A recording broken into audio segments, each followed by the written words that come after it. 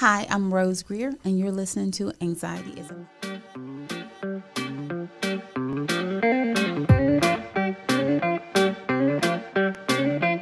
Welcome, this is Keita.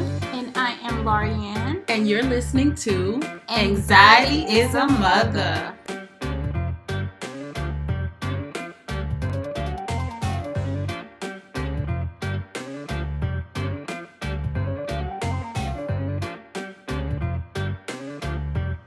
Hey, girl, hey. We're back in the studio. Hey, boo. How you feeling? I don't know, I feel good. I feel like we had a few failed attempts at recording lately. Yes. How long has it been since we got some good audio? A minute. At least 4 weeks, right? But that's okay. We needed a break. I feel like everything happens for a reason. Definitely. So don't force it. Definitely. But your favorites are back with a new episode. So back and refreshed. yes, because it's always good to take care of ourselves. But this week we are celebrating Mother's Day because it is Mother's Day weekend. And I wanted to make sure we had somebody that's very inspirational to me and to so many on the podcast this week.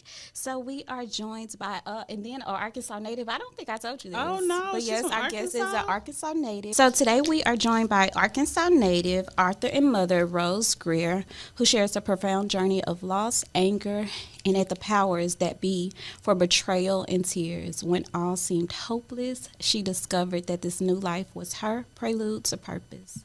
Losing her child and lashing out at God, she wrote this book detangling her acute loss, a downward spiral of grief and her loss of faith.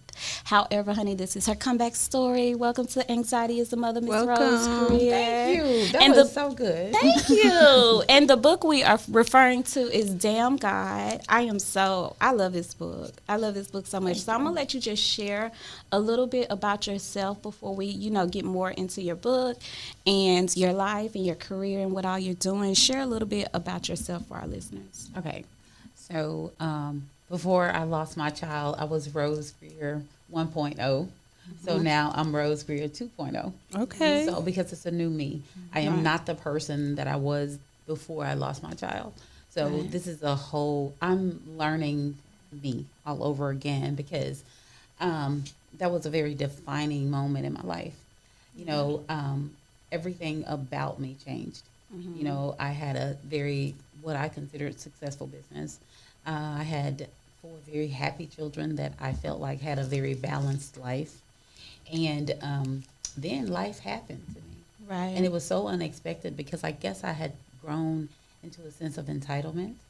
So I didn't think that those kind of things could touch me and my household until it did. Yeah, So- I love when you talked about that in the book. Yeah, it's just kind of like, so now I'm getting to know me too, just like everybody else is, because I'm damaged now. When we were coming up in the elevator, my daughter, she said to me, oh, I'm looking like a person with anxiety. And so I looked at the reflection of myself in the glass and I said, I'm looking like a person with anxiety. Yeah. Because I do have anxiety, very seriously. And I owed my sister, and I did call her and apologize because for years she had struggled with anxiety. And because I looked at myself as poised and well put together, I told her, I said, that's a made up sickness. We've talked about that so much on here. Oh my God. I really thought, I was like, this can't physically be causing you to have physical trauma that you're going through when things happen to you. Yeah. And then after I lost my son, I found myself being an anxiety patient. I'm like, I'm going to the doctor and everything. And then I said, what is this? I said, I can't control myself. I'll start shaking. I'll start sweating. My body just feels like it's not my own and like I'm not in control. And I just want to scream, or I want to run, or I just want to go hide myself. What is this? And the doctor looked at me and she said, Miss Greer, you have PTSD coupled with a traumatic loss, and you now have anxiety. And if you don't take these pills that I gave you, this will continually happen to you. And I looked at her and I was like, well, I don't want to take medication. Yeah. She said, so you're going to have anxiety attacks all the time.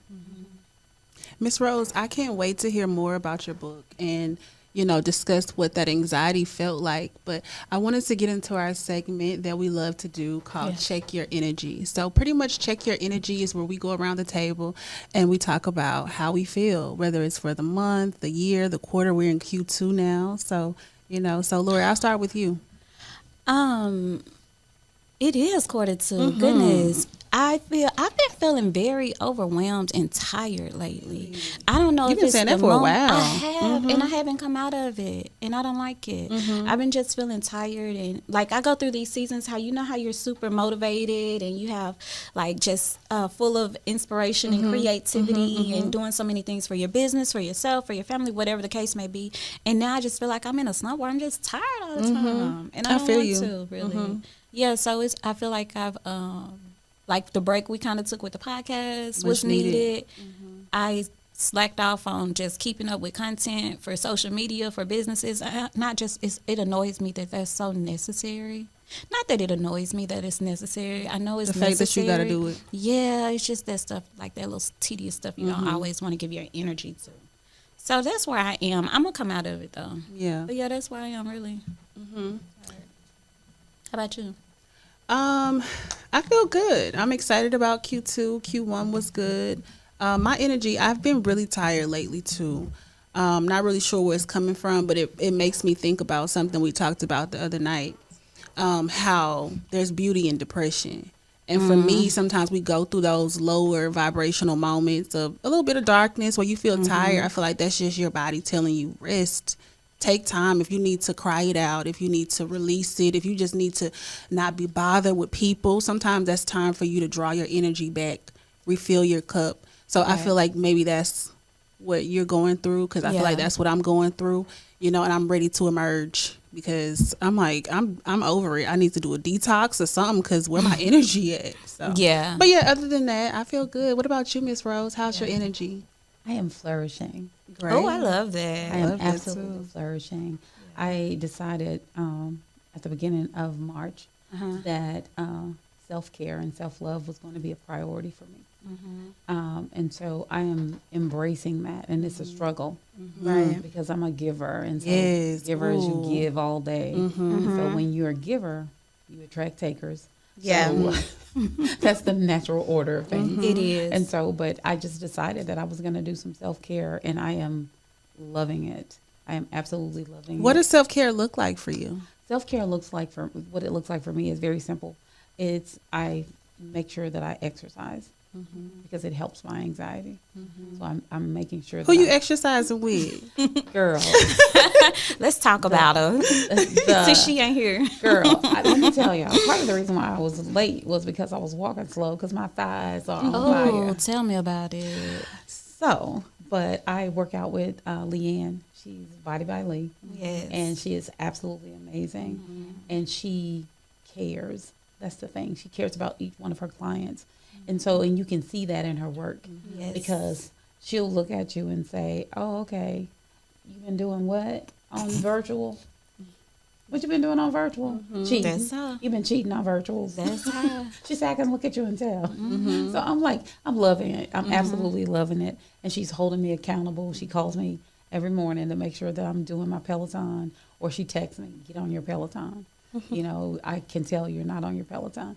So that's the main thing is exercise, doing my breathing exercises, keeping my vibration high, because I can go low real fast. I'm a depressed person. I have depression. So it's just kind of like that's what it looks like for me. It's very simple. I'm going to take an hour a day and I'm going to exercise for myself. I'm going to take an hour a day and I might go get my nails done, or I might read a book or something. And it's those little things, because before I didn't do much for myself. Right. So you brought up breath work, and I think that's something that's super important, because with anxiety, I realize a lot of us are holding our breath. Why is breath work important for you? And where did you kind of get your technique? Because that's not something a lot of us know about. Really? I thought it was common. I have a very good doctor that I work with. And she actually emailed me and she said, Rose, you have to do breath work. Because I would, when I'm having a panic attack or when I'm having an anxiety attack, I was holding my breath. Do you know how not good that is for your brain? It is not good for your brain. Yeah. It is not good for you. And I had literally almost passed out on a couple of occasions. I did pass out a couple of times, Yeah. but I literally almost passed out where I was aware that I was about to pass out. So, and I've had panic attacks to the point where, and I know this is not what I'm supposed to be talking about, but Oh, I no, think you it's can talk about it all. important. I think it's important. I had a panic attack and I was so shaken up. I literally had to pull over, park my car in the Walgreens parking lot, and just sit there and wait for one of my adult children to come and drive me home because it was that bad. Yeah. So, but since I'm a committed and I'm always a worker and we think we can do everything because I'm always superwoman. I sat there and I was having this panic attack, and then I had to finally get over the embarrassment of not being able to function in the moment before I got the courage to call somebody to come rescue me. Yeah, because I know as women, especially as Black moms, we feel like we're supposed to always have it all together. Yes. We don't have time to not have it together. We don't have time to not be there for our children, for our families, to keep everything afloat, to have dinner on the table, to have whatever they need for whatever they have going on. And I'm sure it continues when your children are adults. Yeah. You still feel like you have to have it all together for them. So when you're in a moment when you don't have it all together, it's hard to come to grips with that. It's scary. It's very scary. And being vulnerable in that. I do want to hit back on our safe space segment. That's something that's hitting so close to home these days because we just had our first Black woman confirmed to the Supreme Court, Ms. Ketanji Jackson Brown, which was beautiful to see and witness. It's definitely history. But throughout that process of the confirmations, to see her being dragged, the racism, just the flat out disrespect. And it just made me think about how Black women continue to endure this, no matter your accolades, no matter what you've accomplished, no matter your status, your title, we still are being treated and feeling like we're not enough. I want to kind of hear y'all's thoughts on that and why you think in 2022 we are still here. Okay. I'm so glad you asked that question. I was making a post last night and I didn't, and I should have because I saw where she was confirmed. And then I read probably 60 comments from the House and the Senate that voted no for her. So, and the thing is, and God dropped it in my spirit, is fear. Oh. It's fear. Yeah. And so this is the thing, the white man has always ruled this society, this country.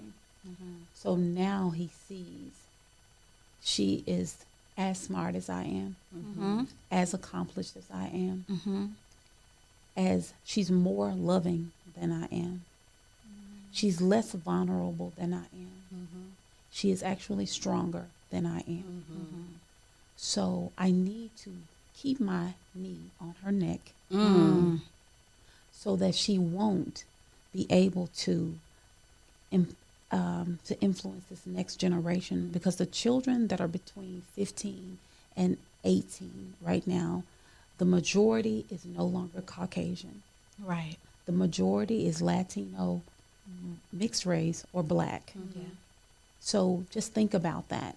You're an elderly white man, and you have been in control of this country forever. Yeah. The schematics of this country are changing.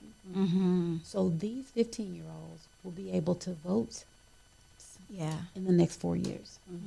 That's what they're going to do. Because they're not like my generation. They want to change. Yes. Because these kids, they don't see color. They don't see color. That's just like, it's just like they were applauding Ketanji's accomplishments, while these people that have been in control were walking in fear. So everybody that voted no, it was out of fear. Because they don't want to see the change that is about to take place in this country. Oh, I absolutely love that. Yes. Beautifully said. That is. Thank you. Yes. I mean, she said it all. Yes, she did. And it hit the nail on the head that it's fear.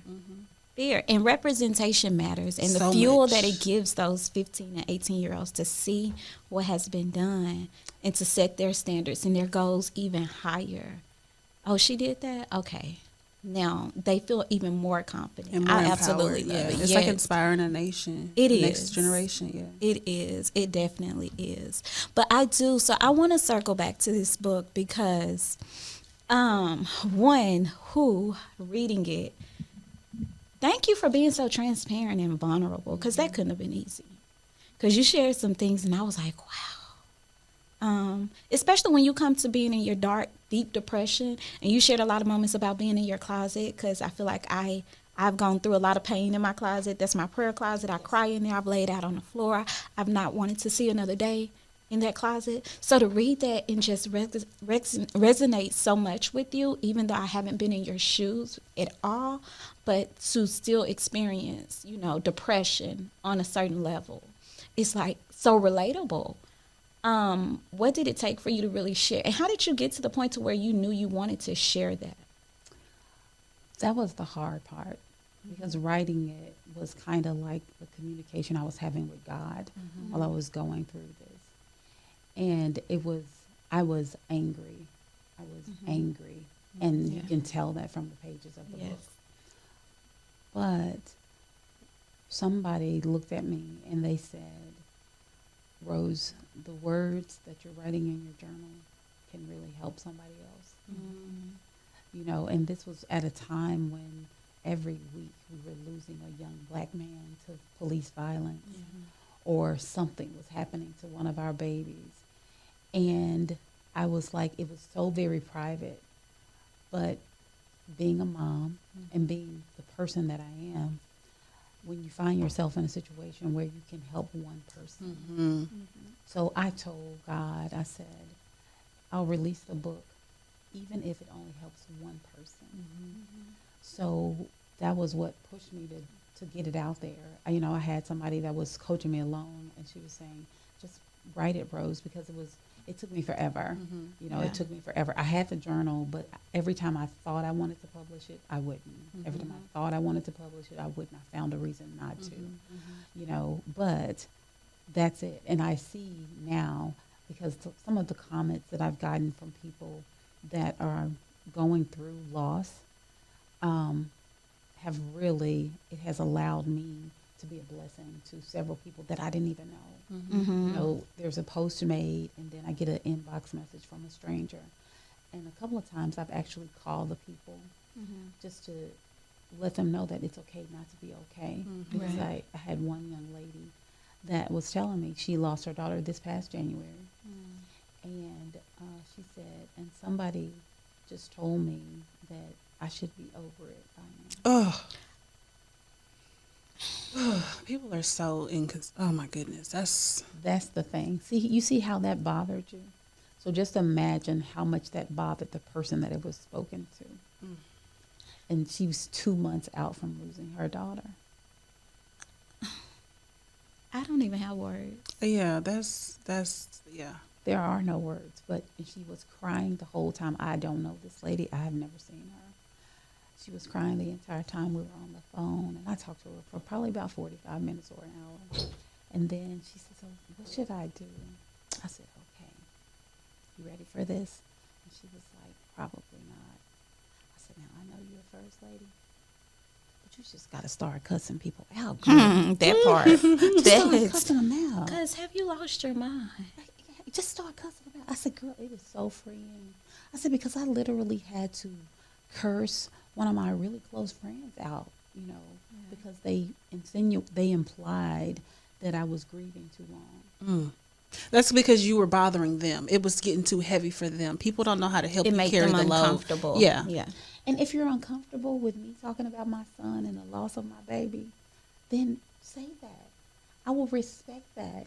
But I don't need to talk to you right now. I'll go talk to somebody else. The season isn't for you. Exactly. So, and I curse people out without using curse words, because I don't curse. But the thing is that you have to do whatever is going to make you comfortable. When I first told somebody off about them telling me that I should be over something, I felt so good. I got in my car and gave myself a high five. I'm not kidding. You know, it works for you. Whatever is going to help you get to that next phase. Because trust and believe, with all the people that we lost from COVID, with all the problems that we're having now with vaccines and not getting vaccinated and all this stuff, everybody that we know will be touched by a loss in some way, shape, form, or fashion. Right. And then you'll get to feel and you'll get to know that it's not okay to say, I think your grieving period is over, you know, or get over it, or something like that. You know, it's just kind of, what bothers me the most is people take my struggling for weakness. I have never looked at myself and said I was weak. Right. I have looked at myself and said I'm too strong. I'm stronger than I should be. Yeah. But I've never looked at myself and said, oh, God, I'm having a weak moment. No, God, I'm struggling with what you allowed in my life. Yeah. I'm struggling. But this too shall pass. Absolutely. And there was even a point in your book when you said that part of people telling you, putting that label on you of being a strong black woman. Yep. And making it seem like, oh, you're strong. You'll be fine. You're this strong black woman, and you're going to be okay with this. And just releasing that from us, period, no matter what we are going through as women, as black women, not feeling like we have to always be so strong. It's Let me say something. belittling. Watch this. Have you ever heard somebody say, oh, you're a strong Asian. You're a strong white woman. Nope. You're a strong Hispanic. Nope. None. No. Ever. Because nobody else, no other race of people have endured what we've endured. They haven't. Because we saw our children ripped from us. We survived the slave ship. If you're here now, you had a great grandmother that chose to survive on the slave ship. She chose to survive because she could have jumped overboard. But she chose to survive. Right. And I think that's where that comes from, strong black woman. Because we endured so much. Our ancestors endured so much. And so if you're here, they know you came from strong lineage. Yeah. So, and that's it. And it's just kind of like, because you ain't never heard nobody else say, ooh, you're a strong white woman. Ever. It's time for us to, I understand that it is a nice title, seemingly, to hold. Or they mean for it They to be. mean for it to be. But what that does for us mentally, you know, feeling like we always need to be strong, it's like we don't get a weak moment. We don't get to be depressed. Exactly. We don't get to be sad. We don't get to be angry. That's not healthy. It's not. It's not healthy at all. Because you know what that does? It means that we think, because we've heard that so often, even when you were a little girl, it means that I have to show up even when I don't feel like showing up. What you said is praise my strength and you spit in my face. I underlined that because it meant so much. Like, yeah, we have to stop doing that. They have to stop doing that, not we. It's not okay. And for us to be vulnerable and sad and not all together It's is strength. okay. That's That strength. is. Absolutely It okay. is. Yeah, it's okay to not be okay, like you said. Yeah. So I wanted to talk about the title, Damn God. Like, that's a powerful title. What type of feedback are you getting? Are Christians offended? Yes. What are they saying? Yes, Christians are offended. My mom was even offended when she first saw it. And she... I love the title, by the way. Thank you. Thank you. You know how there are times when you have in life when you cannot find words. And so that was the only phrase that fit. It's real. It is so real. It was what I felt. You know, it was just kind of like I couldn't say, oh, Lord, give me grace, Lord. I see that you have done this. Or thank you, Lord, for doing this to me, or anything like that. That wasn't fitting. All of that was a lie. Yeah. Every page in that book is raw, bitter It is. truth. It is. And so the only the only title that fit that book was Damn God. And basically it's like, damn God, what are you doing? Right. God, did you fall asleep on this shift? Yeah. What was happening? You know, what was going on? How did you forget I'm your favorite person? Right. How you forget about me and my seed? You know, it's just those kind of things. And so that's the way I felt. Right. So, and it was honest. So let's talk about that transition from, you know, feeling like God had neglected you to feeling like, you know, I don't want to say restored because I don't know exactly where you are in your journey, but let's just talk about that transition. How did you get from there to where you are right now in this moment? I say finding your purpose. Okay. Yes, to finding your Okay. purpose. It's actually two different things. Mm-hmm. Okay, I went from and not being I didn't feel like God neglected me. I felt like God betrayed me. Mm. It was a betrayal of the Most High. That's the way I felt. Okay, and as far as the transition goes, I'm transitioning. I'm an action verb. I'm in action right now because I don't think, and I'm just being totally honest with you all, I will never ever be whole again. But finding my purpose, the scars of the loss of my child, the scars that are left, I have a whole bunch of scars, hurt, because it did collateral damage, losing my child because I couldn't function. So I almost lost my business, and you saw that in the book. I thought I was going to have to file bankruptcy. You know, I lost so many things, Lori. And it was, so it's dealing with the remnants of what I was left with. Right. And that's what I call them, remnants. And when you have been in battle, 'cause I was in a battle, just trying to keep my mind. So the scars that I have from that pushed me to my purpose. And my purpose now is to help other people. I have, and I don't know if you know this, but I am an ordained minister. But I'm not, my ministry is going to be to help somebody. Let them know that anxiety is okay. Being damaged is okay. All of those things are okay as long as you choose to still be here. So because I want to stop somebody from committing suicide, because with the suicidal things that I did, I should not be here. Yeah. But God said it wasn't time for me to go, because with everything that I did to take my own life, I should be buried. Yeah, I cried. I cried. I did. Yeah. When I read that, I was like, and it just the way it read, like, and then it hit me like, oh, wow. I should not be sitting here. I should not be sitting here, if I'm honest. Yeah. I should not be sitting here. But God said that I had something to do. You do. I had Yeah. something to do. And I love that you said before in the beginning of this episode where, you know, I'm not the same and I'll never be the same.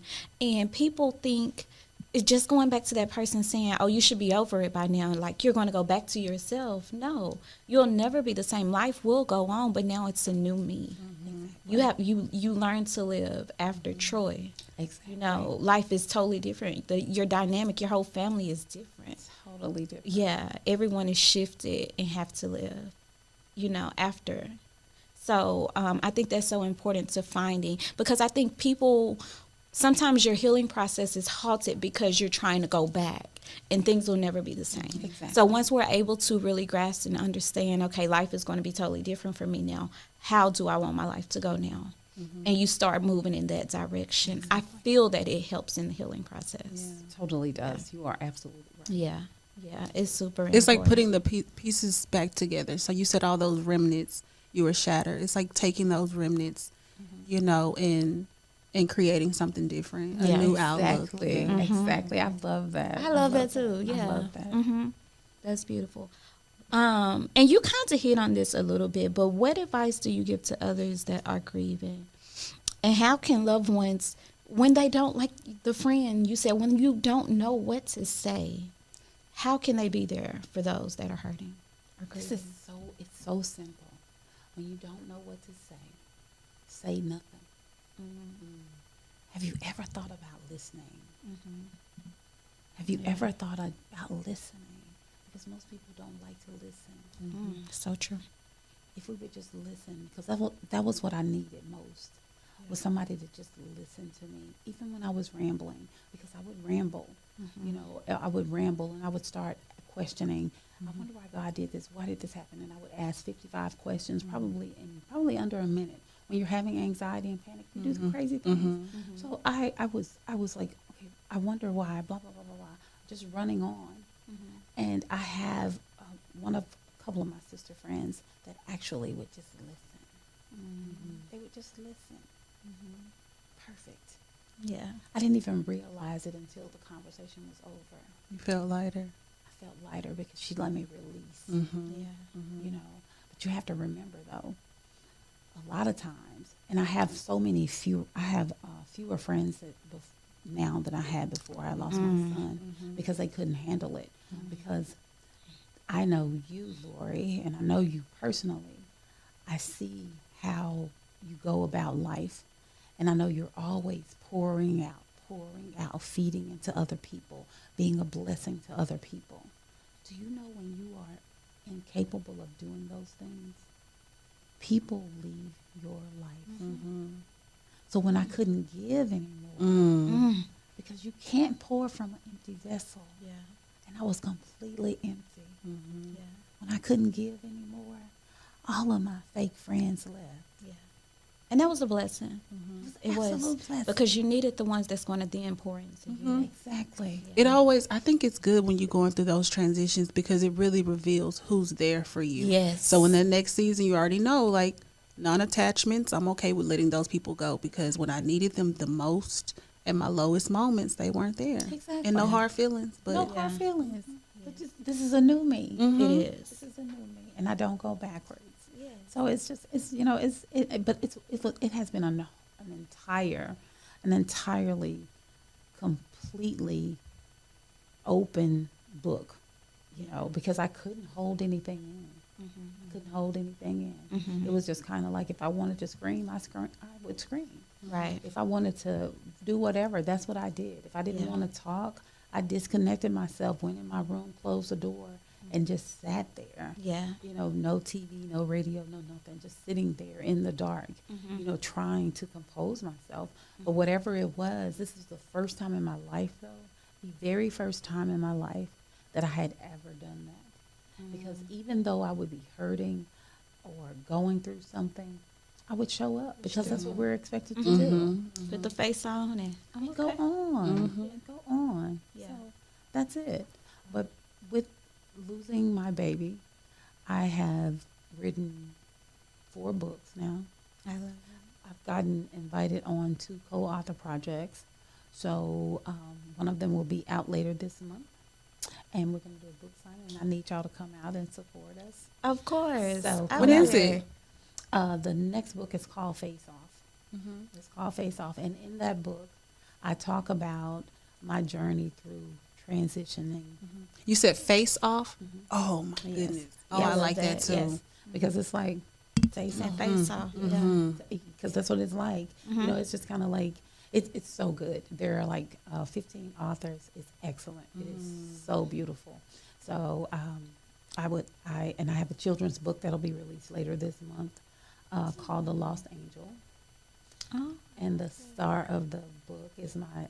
Oh, that's what you sent me this morning. Yeah, I love that. Yeah, it's one of my babies to the second power. Yes. He is the angel because he hears and sees and talks to his Uncle Troy all the time. And he gives a little word, too. I saw that video when he was giving his word. I got a message out of that. Yes. I absolutely love it. Yes, he does. Yes. So it's just kind of... I thought you was pulling it up. I am. I'm sorry. I am. Is the book signing, you already have a date?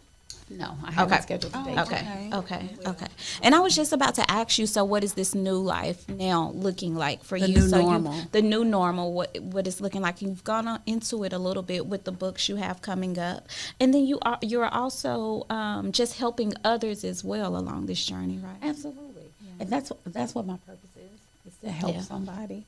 It's like my grandmother used to always say, girl, you can't save nobody if you drowning. Oh. And so what I decided to do was take the hurt and the pain and pour it into helping other people. Yeah. So we're doing a lot of things. So it's I'm going to be doing some speaking engagements. I'm excited about those. And because my ministry is not necessarily from a pulpit. It will be just sitting down talking with beautiful young ladies like you all, or just interacting with young ladies, trying to help young ladies and young men that are transitioning from foster care, because I had the opportunity to meet somebody that one of my friends was helping. And she was telling me, she said, what we need is transitional housing for young people that are coming out of foster care. So that is something that we were looking into, helping some people with those kind of things. And we're also on the journey to do some things with the immigrants that are coming over. Oh, So, it's doing a little bit of everything. yeah, Just shining your light.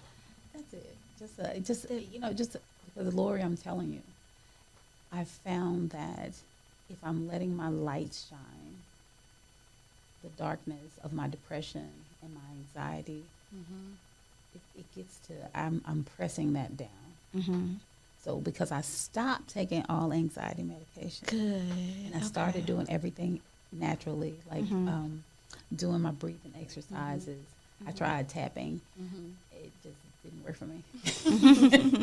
It just did not work for me. Yeah, I wanted to, and I was going to say this earlier, but when we were talking about the breathing exercises, there's a poet named Crush. You know, Crush, your poet. She has a shirt, and it has breathe on it, but it's upside down. And so the thing of it is, you know, usually when you're having that panic attack or anxiety or whatever, and you're looking down, you're holding your breath, and you breathe. Oh, And I wow. literally was wearing the shirt one day, and I had one, and I was just looking down, and I read it, and I just cried, because that was it's like I got the message of the shirt, but that was the first time I was actually wearing it when it happened for me. That's beautiful. And I was like, and I never told her this, so I'm gonna have to tell her. But and so when I wear can it, just send her this people, clip. people will say, "Oh my God, I love that shirt." Love. And I love how it is. I'm gonna get you one. That's dope. It is I so didn't know beautiful. that. So shout out to Crush for that. I'm gonna have to tag that her link so that in our show notes, so our listeners can get the shirt. But it's so beautiful, and it's such a powerful message, and it's something that's so small and little. But when you're going through something, and when life is just throwing all kind of blows at you, and you're having those constant panic attacks and anxiety through the roof, and you can't hold it together, just having that message, little things like that, just breathing, remembering to breathe is so important. That is so amazing. Yeah. It's so crazy too, because I guess I had probably was having anxiety attacks and panic attacks probably in 2011 before anything happened, and I didn't know it. I didn't know what it was, and so I had did a conference. I did a women's conference, and the title of the conference was "Just Breathe." That was it. It was like just breathe.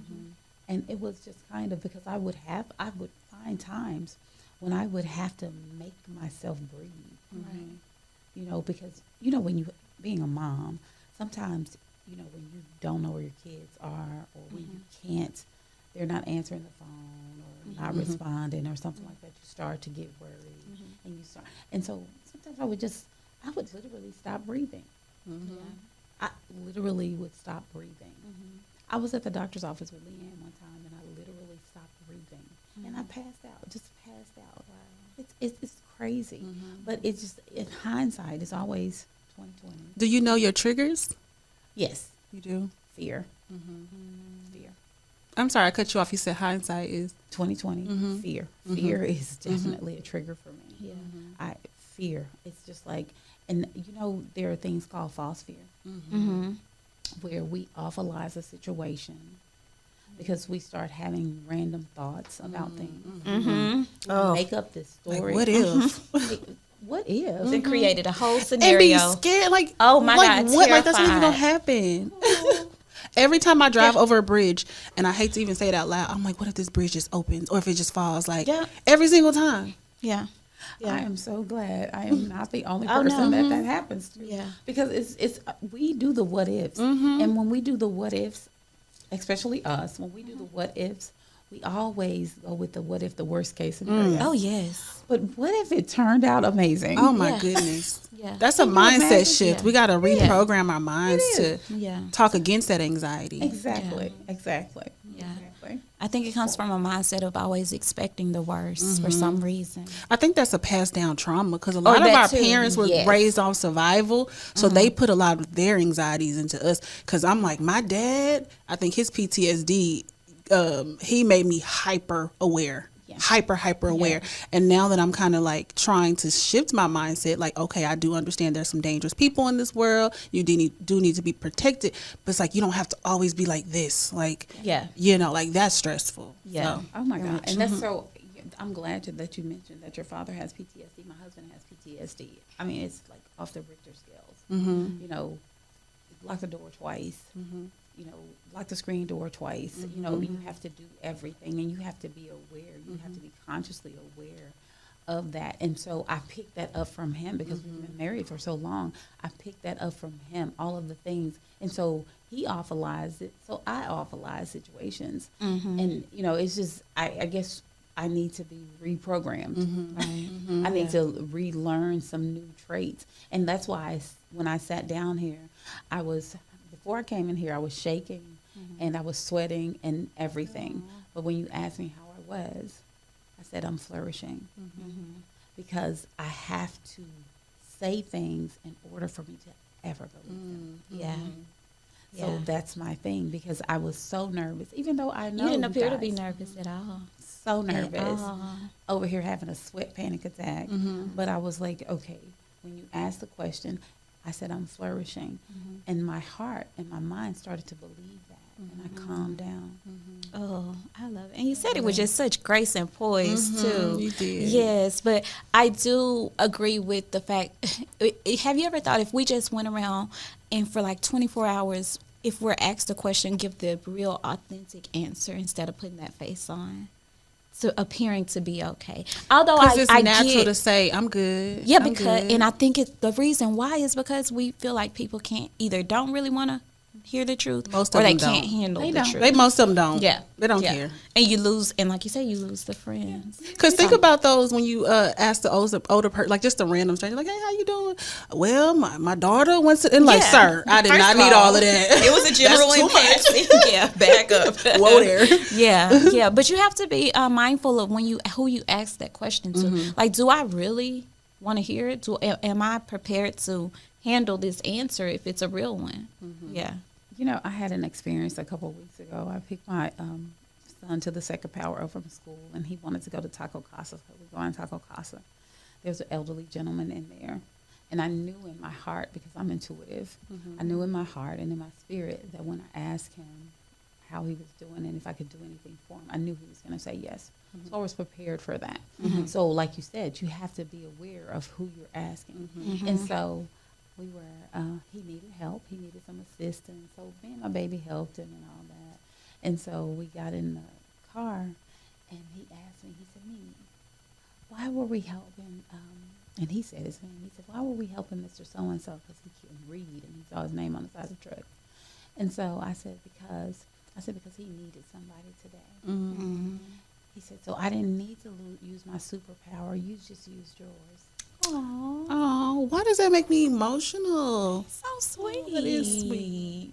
So It's just beautiful. That also just shows that he is raised by such a beautiful and inspiring and motivating and just wonderful people. Yeah. The village is amazing. but you have to think about it.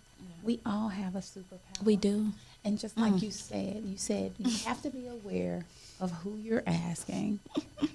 Yeah. And then you have to be prepared for their answer and if you are ready to give of yourself. Yeah.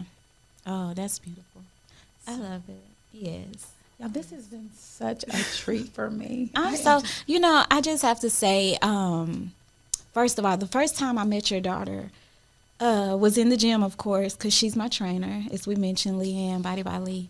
And I've gone to many trainers, and I go a few times, and it just didn't stick. It just didn't feel right. For me, I like to surround myself with light.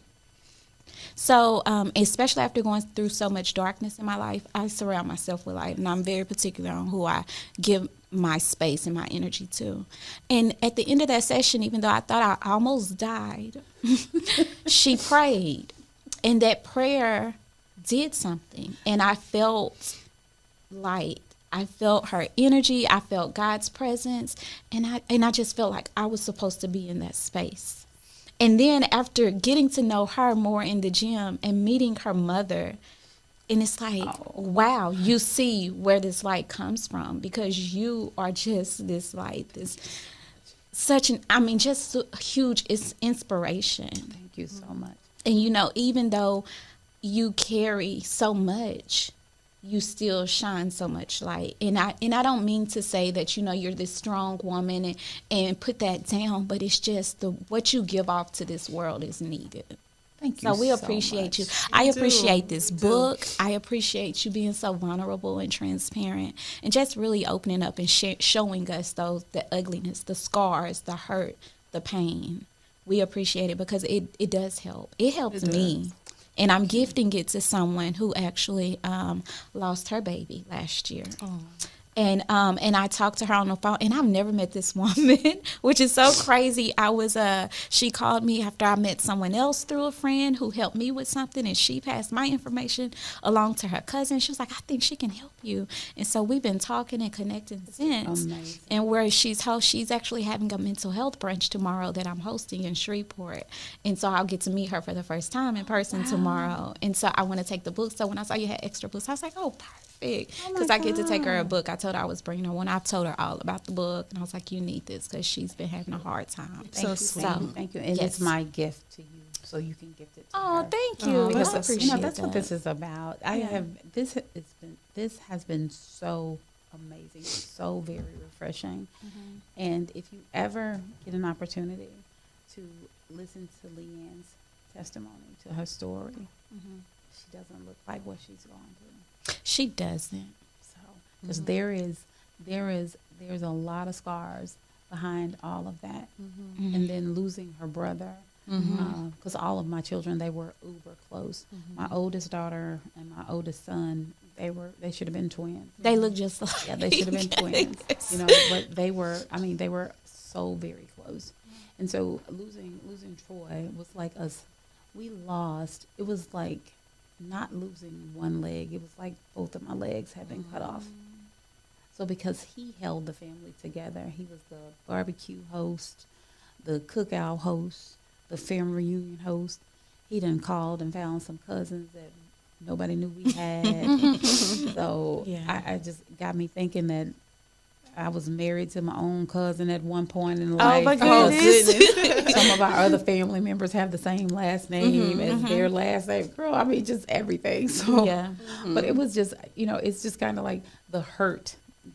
It was like the big hurt for all of us. And Leanne has been dealing with that, but it made her push harder with her own business to make sure that you are aware when you have high blood pressure, diabetes, you have to take care of yourself. She really cares. She really does care. She gets so excited when somebody that has PCOS is now pregnant, or somebody that had diabetes doesn't have to take insulin anymore, or when somebody gets off of blood pressure pills.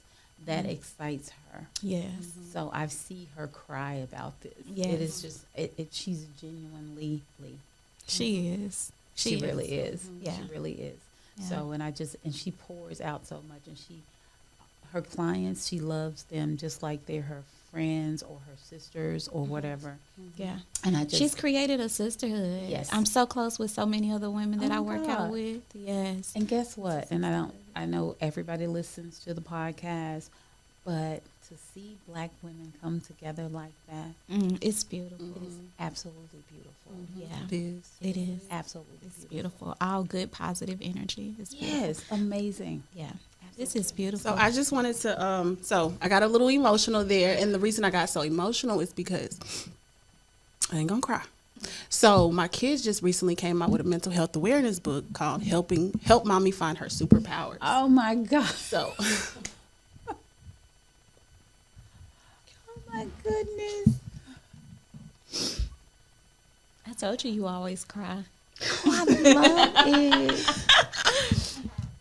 Yeah. I love it. So in the book, I'm sorry. You tell them what the book about. So the book is just about helping mommy find her superpowers throughout battling depression, when you don't feel like going on, when you feel like you can't get out of bed, when you don't want to be bothered with the kids, and the kids being able to relate, to help, to understand, to give mommy some grace, you know? I love it. Isn't So it that's why when beautiful? you said the face Yes. off, and then and you told, I guess your grandbaby that he just needed a little help today.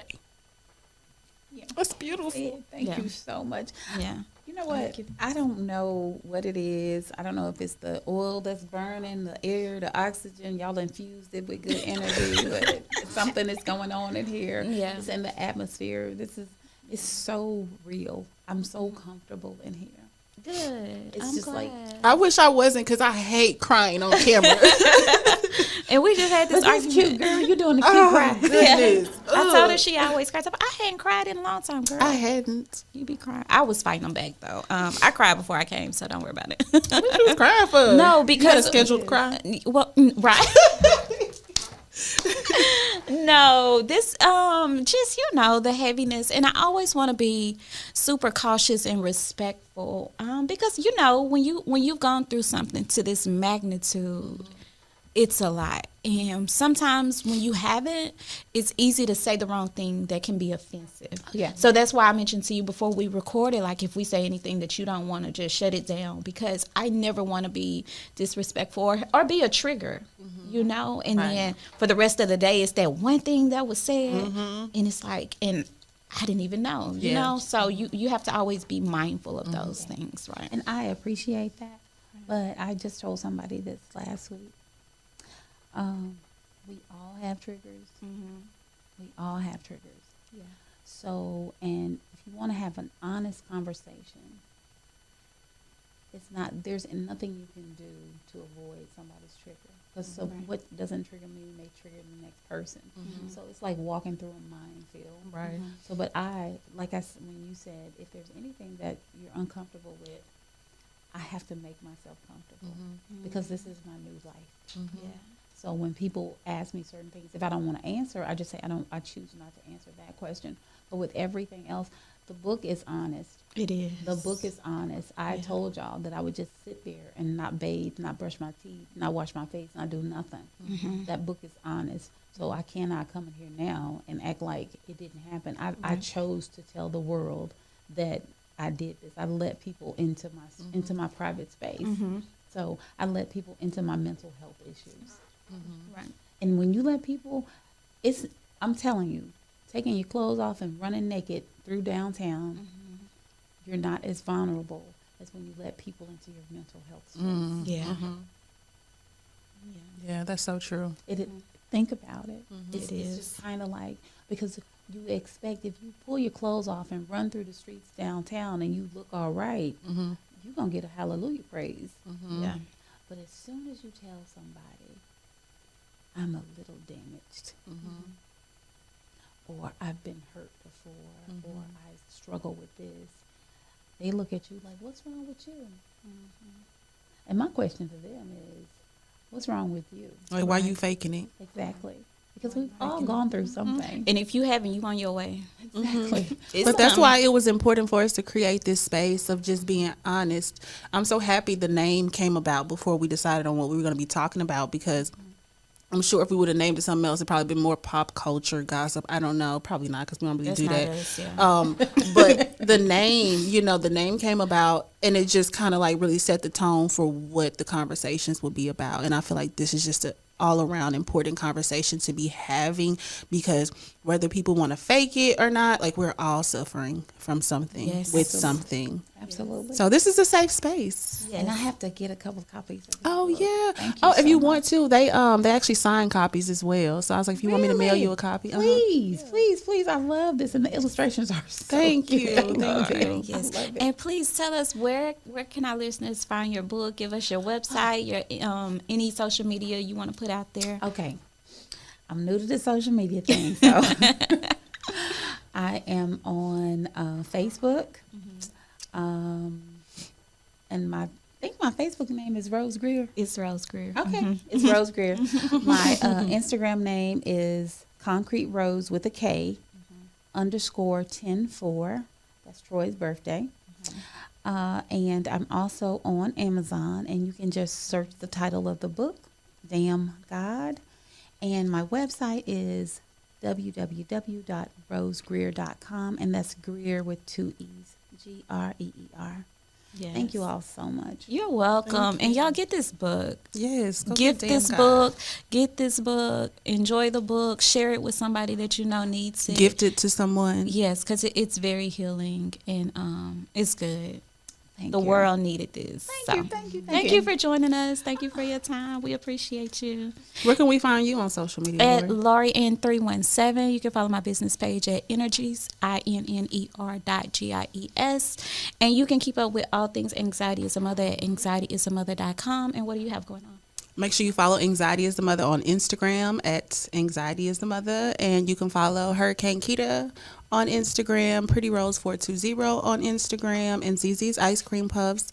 What do I have going on? When is it coming out?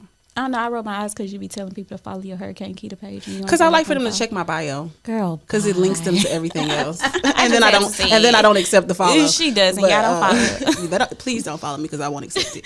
But what was I gonna say? Oh yeah, so you guys can get the Senegal twins. Help mommy find her superpower. That's www.thesenegaltwins.com.